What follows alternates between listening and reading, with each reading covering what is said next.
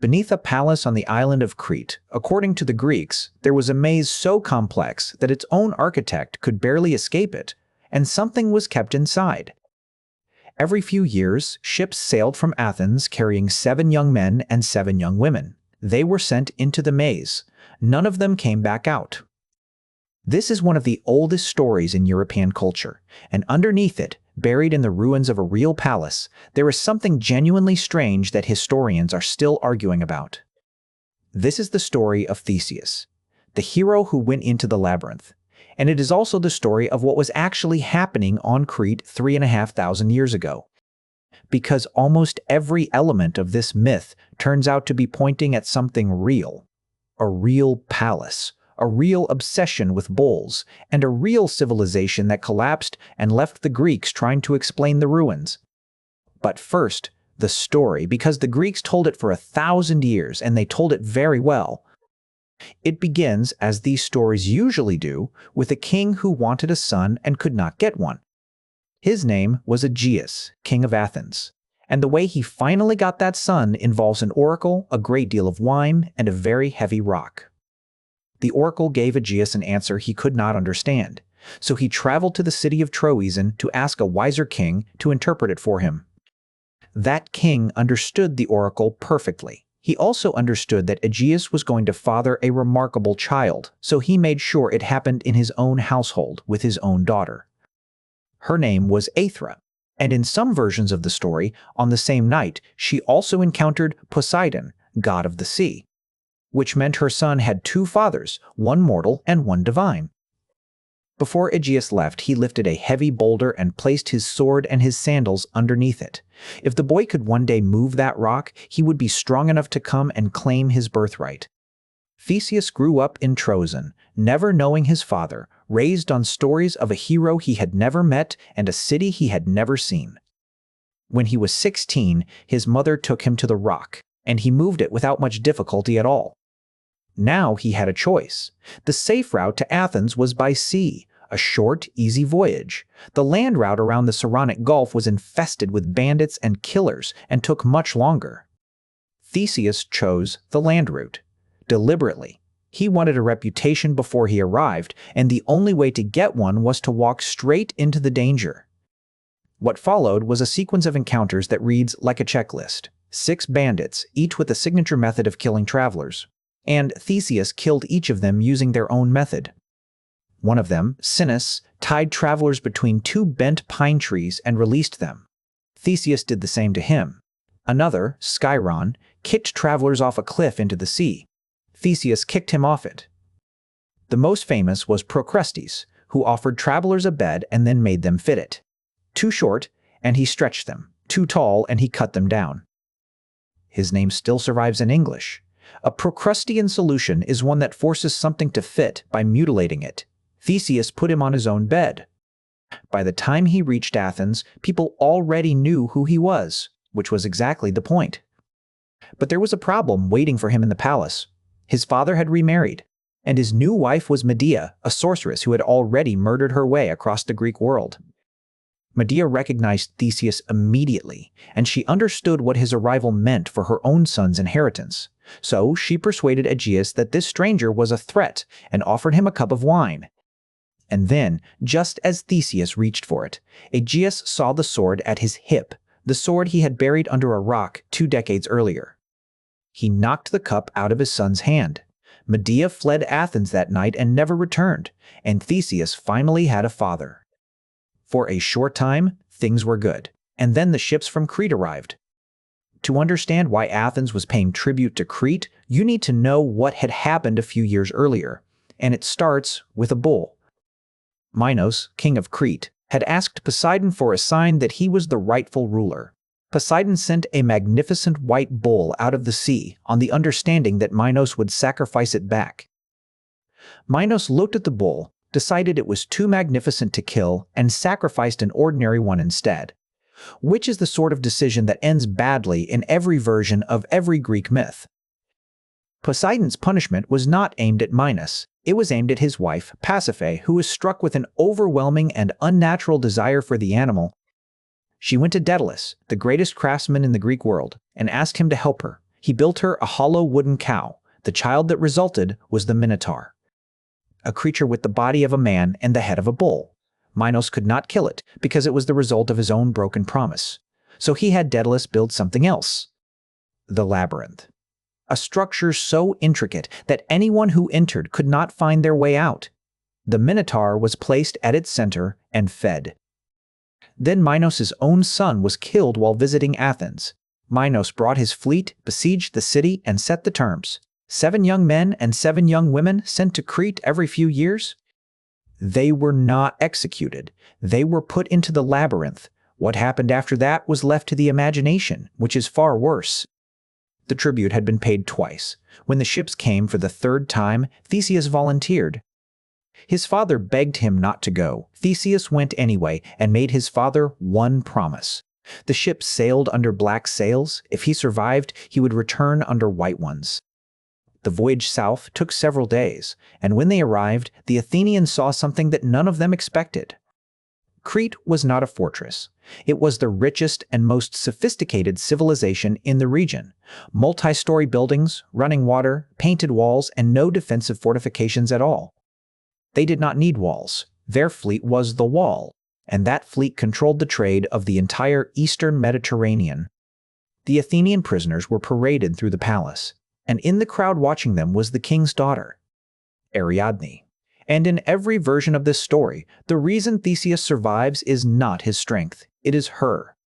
That night, Ariadne went to Daedalus, the man who had built the labyrinth, and asked him how someone could get out of it. His answer was almost insultingly simple. The labyrinth is not a puzzle to be solved, it is a path to be remembered, so do not try to remember it, mark it.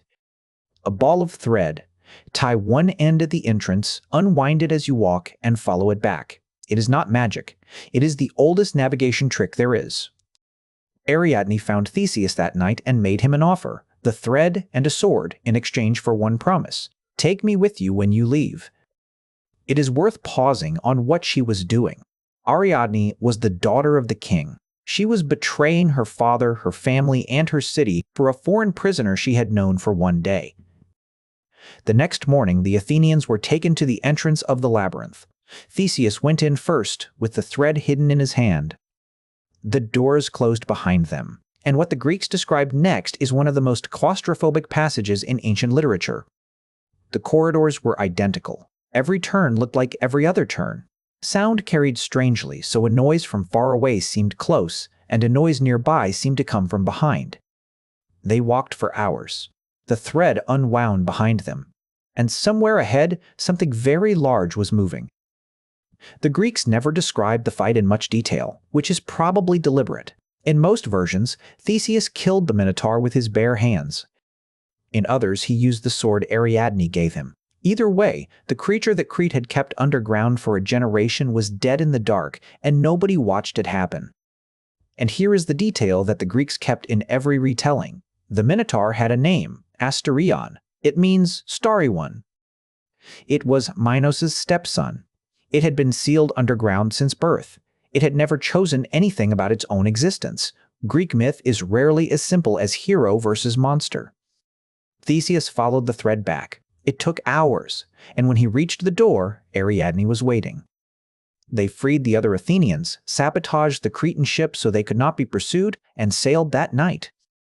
And then the story does something that has bothered readers for 2,500 years. They stopped at the island of Naxos, and Theseus left her there. The versions disagree wildly about why. In some, the god Dionysus appeared and claimed her, and Theseus had no choice. In others, he simply abandoned her while she slept. The Greeks themselves were uncomfortable with it. Later writers invented increasingly elaborate excuses, which usually means the oldest version was the simplest and least flattering one. Whatever the reason, the woman who made the entire rescue possible was left on a beach, and the hero sailed home to be celebrated. Which brings us to the part of the story that the Greeks used to explain why the sea south of Athens has the name it has. Theseus had promised his father that if he survived, he would change the black sails for white ones. Every day since the ship left, Aegeus had gone to the cliff to watch for it. The ship appeared on the horizon, still under black sails. Whether Theseus forgot or the sails were damaged, or the story simply needed it to happen, no version of the myth lets him remember. Aegeus saw the black sails, believed his son was dead, and threw himself from the cliff into the sea. The Greeks said, that is why it is called the Aegean Sea, a father's name given to the water that killed him because his son forgot to change a sail. Theseus came home a hero and became king on the same day he lost his father. The Greeks loved this kind of ending because they did not believe victory came without a price. As king, the stories say he did something genuinely important. He unified the scattered villages of Attica into a single city-state governed from Athens. Greek historians treated this as real history. Whether or not Theseus existed, the unification of Attica did happen, and the Athenians credited him with it for the next 1,000 years. The later adventures get stranger. He fought the Amazons and married their queen. He tried to kidnap Persephone from the underworld and was trapped in a stone chair for 4 years. And he ended badly. Exiled from the city he built, he was pushed off a cliff on a distant island by a king who did not want him there. The hero who killed the Minotaur died as an unwanted old man on an island nobody remembers, thrown from a cliff, the same way his father died.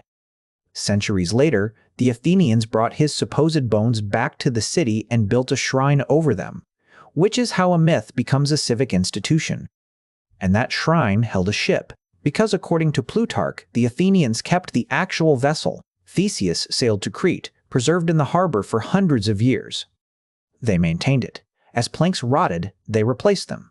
Over the centuries, every single original piece of that ship was removed and replaced with new timber, which produced a question that philosophers are still arguing about. If every part has been replaced, is it still the ship of Theseus? Plutarch recorded the debate around 100 years after Christ. Some said yes, some said no, and nobody has settled it since. It is a question about identity. Your own body replaces most of its cells over time. The you reading this is not made of the same material as the you from 10 years ago. So, a story about a hero killing a monster ends up producing one of the sharpest questions in philosophy. That is not a coincidence. That is what myths are for. There is one more thread in this story, and it belongs to the man who built the labyrinth in the first place. When Minos discovered that Ariadne had escaped with Theseus, he understood immediately who must have given her the thread.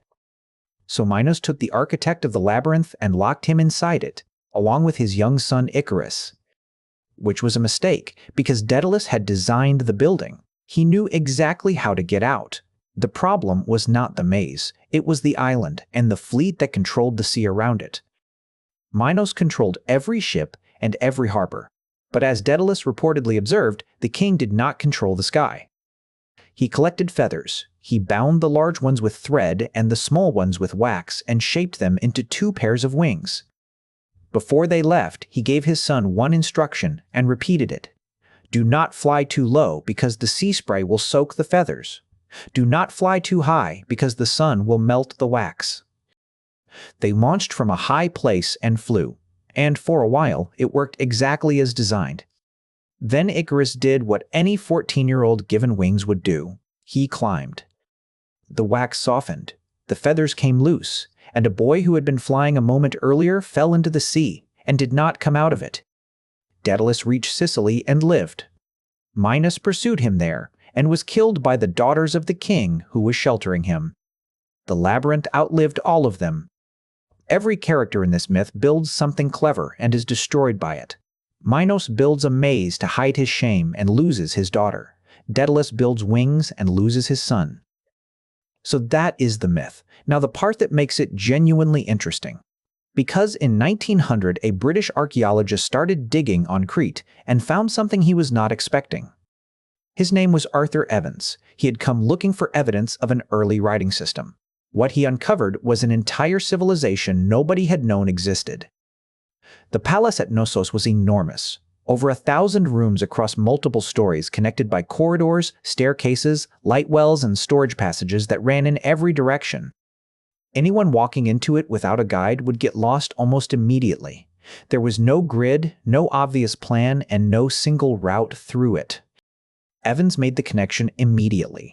To a Greek visitor arriving 400 years after the palace was abandoned, these ruins would look exactly like a labyrinth. And there was a second connection in the walls themselves. Carved into the stone blocks of the palace over and over was one particular symbol: a double-headed axe. In the Minoan language, it appears to have been called a labris, and the Greek word labyrinthos may simply mean the house of the double axe, which would mean the labyrinth was never a maze at all. It was the palace. The Greeks inherited a word they no longer understood and built a monster to fill it. Then there are the bulls, and this is where it stops being a coincidence. Bull imagery is everywhere at Knossos. On the walls, on the pottery, on the seal stones, on the drinking vessels. The Minoans were not casually fond of cattle. This was central to their religion. The most famous fresco from the palace shows something that has been argued about for a century: a young person mid-somersault over the back of a charging bull. Bull leaping. Whether it was sport, religious ritual, initiation, or all three, young Minoans appear to have vaulted over live bulls as a formal practice. Modern bullfighters and gymnasts have argued about whether it was physically possible. Most agree it was, but only for extremely skilled athletes and only with a very high injury rate. Now put those two things together. A palace that looks like a maze, a culture obsessed with bulls, where young people were sent to face them in a formal ritual, and some of them did not survive. And now imagine you are a Greek from the mainland, 400 years later, standing in the ruins, hearing half-remembered stories about young people sent into the house of the double axe to face a bull. You do not have the language. You do not have the context. What you have is a maze, a bull, dead young people, and a civilization that vanished. The Minotaur writes itself. Because the Minoan civilization really did vanish, and that part is documented, not mythological. Around 1600 BC, the volcanic island of Thera, north of Crete, erupted. It was one of the largest eruptions in human history, and it buried a Minoan town under meters of ash. The eruption itself may not have destroyed Crete directly, but the tsunami, the ash fall, and the disruption to trade weakened a civilization whose entire power rested on the sea. Within about 150 years, Crete was under Mycenaean Greek control. The palaces burned, the writing system changed, and the people who had built all of it stopped being the ones in charge. The Minoan script, which we call Linear A, has never been deciphered. We can read their successors' writing, but the Minoans themselves are still silent. So the Greeks inherited ruins they could not read, built by people they could not name, decorated with bulls, arranged like a maze, and they did what humans always do with an unexplained ruin. They told a story about it, and the story was good enough that it outlived the civilization it was describing by 3,500 years. Which does not mean Theseus was real. Almost certainly he was not. But the labyrinth was, the bulls were, and the young people sent to face them very probably were too. This is what makes Greek myth genuinely interesting rather than just entertaining. It is not fiction invented from nothing, it is compressed memory. A real palace becomes a labyrinth. A real ritual becomes a monster. A real collapse becomes a hero's victory. The details distort, but the shape of the memory survives. And the story kept doing useful work long after anyone believed it literally. The Athenians used Theseus to explain why their scattered villages were one city. They used him to explain why they had a shrine, why they held a festival, why they kept a rotting ship in the harbor, and eventually why philosophers were arguing about identity. A single myth doing the work of history, religion, civic identity, and philosophy at the same time. That is a remarkably efficient piece of cultural technology. And it still works. The ship of Theseus is taught in philosophy courses. The labyrinth is a standard metaphor. Ariadne's thread is the name of a problem-solving technique. The Minotaur has appeared in novels, films, paintings, and games for 2,500 years, and it started as a Greek tourist trying to explain a ruined Cretan basement. There is one more thing worth sitting with. Every character in this story is trapped in something. The Minotaur is trapped in a maze it did not choose. Ariadne is trapped between her family and a stranger. Aegeus is trapped waiting on a cliff for a sail he cannot see clearly. And Theseus is trapped in the story itself. He kills the monster, loses the woman, kills his father by forgetting, builds a city, and is thrown off a cliff by a stranger. The Greeks did not write heroes who won cleanly. They wrote people who got what they wanted and paid a price they had not agreed to. Which is probably why the story lasted. A hero who simply wins is forgotten in a generation. A hero who wins and loses everything is remembered for 3,000 years. So the next time you see a labyrinth used as a metaphor, or hear someone ask whether a repaired object is still the same object, that is, a Bronze Age Cretan palace still doing work, the civilization that built it left no readable words. We do not know what they called themselves. We named them Minoan, after a king from a Greek story about a monster. Which means the only name we have for these people comes from a myth they never told, about a monster they never described, invented by a culture that arrived after they were gone. And, somehow, that is more interesting than if the story had simply been true.